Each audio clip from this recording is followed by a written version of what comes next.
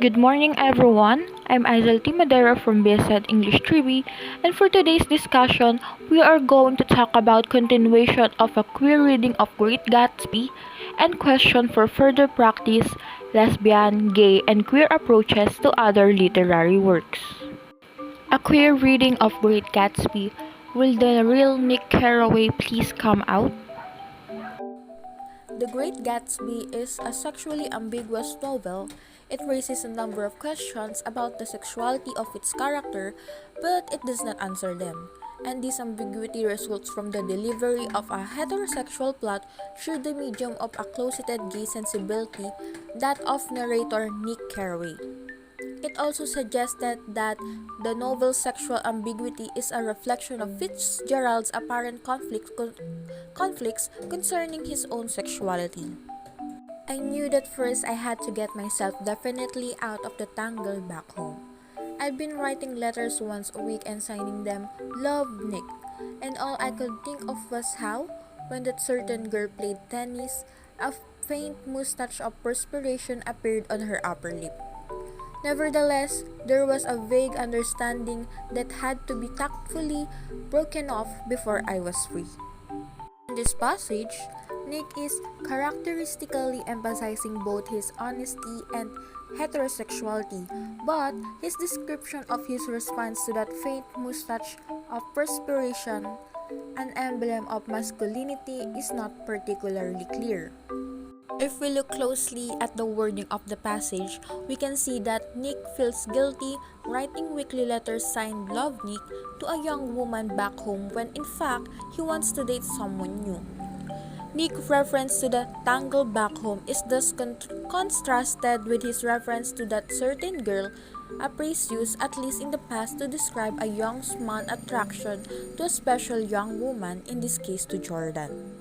Yet the fact that the single sign of attraction he mentioned is a faint mustache of perspiration, and that he doesn't name that certain girl, create a degree of ambiguity concerning which young woman develops a mustache of perspiration and how Nick feels about it. Certainly, a mustache of perspiration on a woman is not a classical male heterosexual turn on. Indeed, in context of interpretation of Nick being developed here, it's a queer sign, which is it was argued that he couches it in a passage that is not as clearly written as most of the rest of his narrative. It is not surprising then when we hear some readers say that on their first reading of the novel, they thought Nick was saying that the girl back home was the one who tended to develop a mustache of perspiration during tennis and that Nick didn't like it. We can't be sure whether or not Nick is aware of the gay dimension of his sexuality. His denial seems to go beyond the strategic need to hide his gay orientation from other characters or from heterosexist readers. His protestation of his own conventionality constitutes a rhetoric of psychological denial that suggests that he is hiding his gay orientation from himself as well. The sexual ambiguity Nick's gay sensibility creates in the novel, as well as his apparent denial of his gay orientation, mirror the conflicts Fitzgerald seems to have experienced concerning his own sexuality. Fitzgerald himself seemed obsessed with transgressive sexuality. For years, Fitzgerald would annoy friends and new acquaintances by asking whether they had slept with their wives before they were married. And he sometimes seemed drawn to people who liked to talk of little else. According to his wife Zelda, all Fitzgerald and his friends talk about was sex plain, stripe, mix, and fancy. Fitzgerald seems especially fascinated, however, by gay sexuality, towards which his attitude ranged at different times during his life, from playful to homophobic.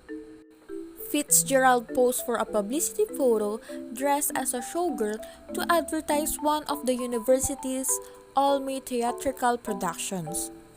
Appeared in several newspapers including the New York Times, and brought him to fan letters from men who wanted to meet him and from an agent who offered book him for a vaudeville tour as a female impersonator. He dressed as a woman and attended a fraternity dance at the University of Minnesota, where he shocked his male dancing partners who thought he was a young woman with a racy line. And he kept the photos of himself dressed as a showgirl and liked to show them to friends. While he was in the army, he sent Edmund Wilson, his friend and literary critic, two photographs of himself in a letter saying that he enclosed the two pictures for Wilson to give to some poor, motherless fairy who had no dream. He told Wilson that one of his longings was to go with a young man affectionate for a paid amorous weekend on the coast. It was, he added, deaf calling to deaf. Certainly, Fitzgerald intended these remarks as off-color jokes about himself, but they reveal his curiosity about gay life as well as the gay dimension of his sexual imagination. Fitzgerald's interest in homosexuality was clearly homophobic.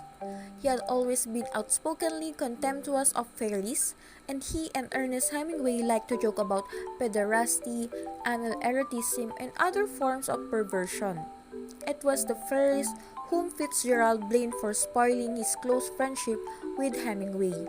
Presumably, Fitzgerald was referring to the rumors that he and Hemingway were gay, which upset Fitzgerald greatly.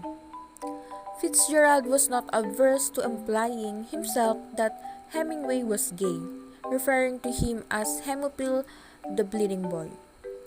Gay sexuality was also an issue of concern in Fitzgerald's marriage. Zelda believed that her husband was involved in a homosexual liaison with Hemingway. To verify his masculinity, Fitzgerald decided to try sleeping with a whore and purchase condoms. Zelda found them and a bitter argument ensued.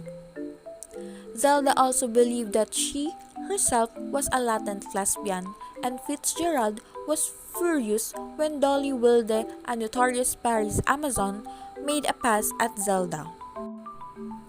Although it's impossible to draw any reliable conclusion about Fitzgerald's sexual orientation, there is no concrete data about his sexual activity, and evidence of his sexual desire is often marred by contradictory hearsay. We can very safely say that sexuality, especially gay sexuality, was an important issue for him. It is clear that he was intensely curious about gay life and intensely conflicted about it as well, for he was both drawn to and repulsed by the sexual possibilities it offered. And his homophobic response to the gay word reveals, if it reveals nothing else, that Fitzgerald did not want to admit the conflicts he experienced concerning his sexuality. Given Fitzgerald's consistent reliance on his own personal experience for the materials he used in his novels, it should not be surprising that The Great Gatsby's focus on transgressive sexuality should include a queer dimension, whether the author intended it so or not.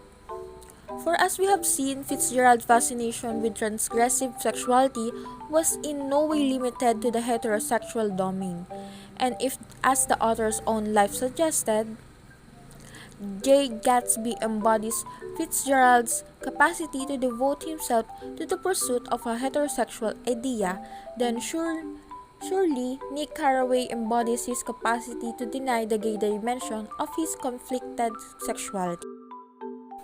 Through a queer lens, then the real Nick Carraway does come out, or at least comes into focus, as we see the ways in which his closeted gay sensibility opens one of the America's best-known heterosexual love stories to queer interpretation. Moving on, let's now have the questions for further practice, lesbian, gay, and queer approaches to other literary works. How does Willa Cather's Paul's Case 1905 represent, among other things, the social and psychological conflict of gay identity coming of age in heterosexist world? In what ways might the story be said to illustrate the operation of compulsory heterosexuality? How do representation of sexual in Toni Morrison's The Bluest Eye exceed traditional definitions of homosexuality and heterosexuality? Consider, for example, the prostitute's relationship to men, to sex, and to one another. Geraldine's relationship to her husband and to the cat. Charlie's relationship to the hunters, Darlene, Pauline, and Peccola.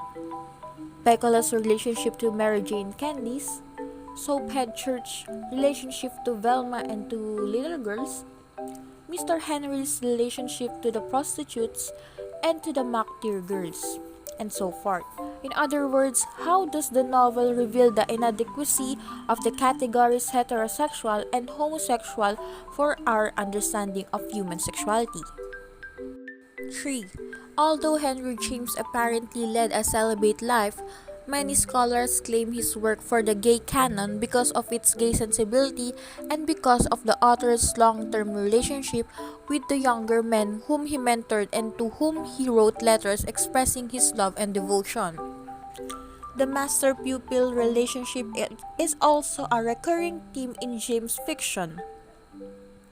Explore the author's representation of the master-pupil relationship in the term of the screw. Might Queen's relationship to a Miles represent the dark potential of the master-pupil bond, while the governess, a stand-in for James, illustrate its self-sacrificing devotion? From this perspective, what do we make a Miles' death? It is interesting to note the sudden, mysterious death of an exceptional male pupil is a recurring theme in James' fiction. 4. Analyze the sexual politics of Jeanette's Winterson Orange are not only fruit.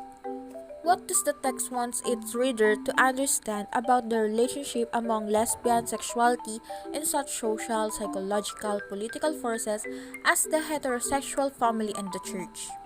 How might the attitude of the repressive religious sect represent in the novel illustrate the oppression of lesbianism by society in general? And lastly is examine the homoerotic subtext of Mary Shelley's Frankenstein. How might we argue that Victor's true love is Clerval, whose self-sacrificing care nursed the protagonist through a long illness, rather than Elizabeth? How is this same-sex bond paralleled in Walton's romantic admiration of Victor? What similarities might we find between Elizabeth's relationship to Victor and Clerval and Mary Shelley's relationship to her husband, Percy, and to their mutual friend and companion, Lord Byron?